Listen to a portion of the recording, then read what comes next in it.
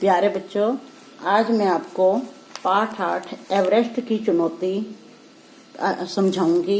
इसके लेखक हैं मेजर हरिपाल सिंह अहलूवालिया। एवरेस्ट की चुनौती नामक पाठ संसार के सबसे ऊंचे पर्वत शिखर पर ध्वज फहराने में मेजर हरिपाल सिंह और उनके साथियों को क्या क्या कठिनाइयां उठानी पड़ी और एवरेस्ट के शिखर पर पहुंचकर उन्हें जो सुख की अनुभूति हुई उसका वर्णन किया गया है। यह पाठ हमें ऐसे साहसिक कार्य करने की प्रेरणा भी देता है। अब मैं यह पाठ आपको सार के रूप में समझाऊंगी, बाद में इसे आपने अच्छी तरह से पढ़ना है। एवरेस्ट दुनिया का सबसे ऊंचा शिखर है जो समुद्र तल से 8,848 मीटर ऊंचा है। इसे चोमोलुंगमा तथा सगरमाथा नाम से भी जाना जाता है। एवरेस्ट पर सर्वप्रथम 1921 में ब्रिटिश पर्वतारोहियों ने चढ़ने का प्रयास किया। इस दल को दक्षिण तिब्बत में अनेक कठिनाइयों का सामना करना पड़ा। यह दल लगभग 3 महीने की यात्रा के बाद वापस लौट गया। इसके अगले वर्ष ब्रिटिश दल ने चढ़ाई शुरू की, किंतु 8,321 मीटर ऊपर जाने के बाद उसे वापस आना पड़ा। 1953 में शेरपा तेनसिंग और न्यूजीलैंड के एडमंड हिलेरी ने शिखर छूने में सफलता प्राप्त कर ली। एवरेस्ट विजय अभियान पर 26 मई 1965 को सवेरे बहुगुणा रावत और वीपी सिंह के साथ मेजर अहलूवालिया ने आधार शिविर में प्रस्थान किया। ये लोग 4 बजे कैंप पर पहुंचे। रात लगभग इन्होंने जाग कर बिताई, क्योंकि जगह की कमी के कारण तंबू गिरने का डर था। अगले दिन ऑक्सीजन लगाए ये 10 बजे फिर चल पड़े। चलते चलते जब तंबू दूर नजर आए तो सभी ने राहत की सांस ली कि अब हम अपने तंबू के पास पहुंच गए हैं। यहाँ स्विस, ब्रिटिश और अमेरिकी अभियानों के भी तंबू थे। इन पर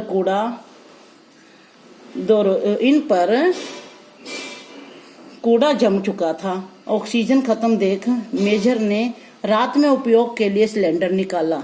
यह वीपी सिंह की जगह फू दोरजी शामिल हुए, क्योंकि श्री सिंह यहाँ पर बीमार हो गए थे और उन्हें रात दिन ऑक्सीजन का आगे इस्तेमाल भी करना था।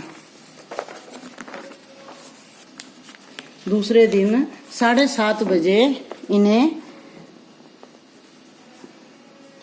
आखिरी शिविर के लिए निकलना था। मेजर के साथ रस्सी में फूदोरजी भी बंधे हुए थे। उनके पीछे रावत, बहुगुणा और 7 शेरपा थे। 8,512 मीटर ऊंचाई पर अंतिम पड़ाव था।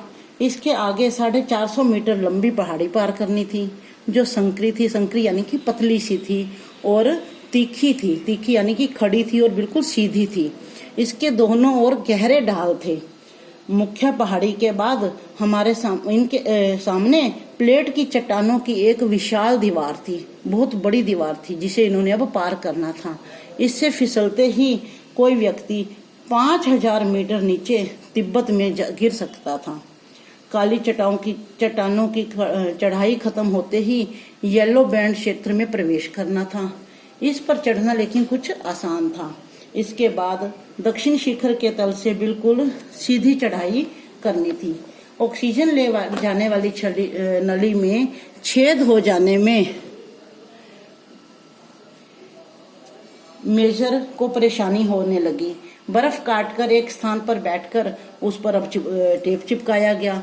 इसी बीच रावत के बीमार होने और आगे की चढ़ाई उन्हें एक रस्से में 3 लोगों के साथ करनी पड़ी। इससे रफ्तार तो कम हो गई थी। अब यहाँ से सतर्कता पूर्वक चलकर वे एक संकरी गली यानी कि इंडियाज डेन में पहुंचकर बहुत खुश हुए। और यहाँ पर उन्होंने क्या देखा कि हिलेरी की चिमनी भी थी, क्योंकि जो उन्होंने पहले विवरण किया था उसमें सबसे बड़ी बाधा जो थी वो यही थी। लगभग 10 मीटर एक सीध से नीचे उतरकर कुछ चट्टानों तक पहुंच गए थे।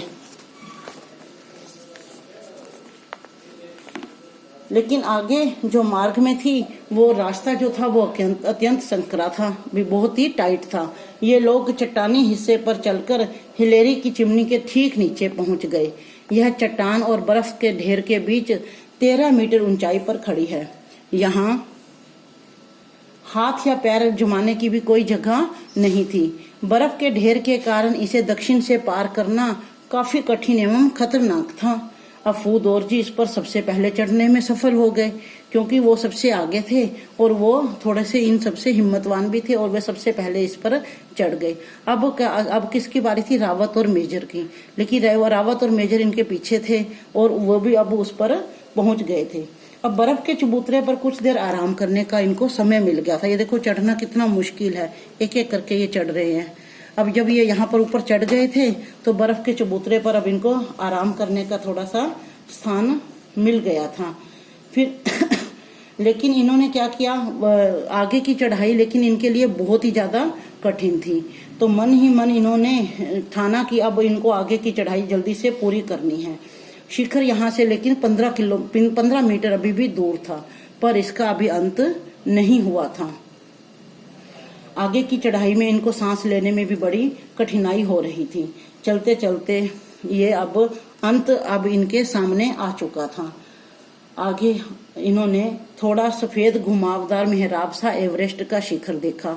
अब यह इनकी खुशी का सबसे बहुत ही गहन समय था, क्योंकि ये अब ये वहां पर शिखर तक पहुंच चुके थे और ये बहुत ज्यादा खुश थे और इनके चेहरे भी खुशी से, इनके चेहरों पर भी जो खुशी थी वो बहुत ज्यादा झलक रही थी। अब पिछले दल द्वारा गाढ़ा तिरंगा अभी भी वहां पर लहरा रहा था। अन्य दलों की निशानियां भी वहां पर थी। दल ने उत्तर से तिब्बत के पठार और दक्षिण में भारत के मैदान पर नजर डाली। अब ऑक्सीजन खत्म हो रही थी, इसलिए इन्होंने तुरंत फटाफट फोटो खींचे। सबसे पहले फोटो रंगबुक ग्लेशियर का था। यहाँ आधा घंटा से अधिक समय बिताकर यह दल भारत माता को प्रणाम कर रहा था और उसके बाद यह वापिस लौट आया। तो बच्चों, आपने यह पाठ अच्छी तरह से पढ़ना है और फिर इसके प्रश्न उत्तर करने हैं। धन्यवाद।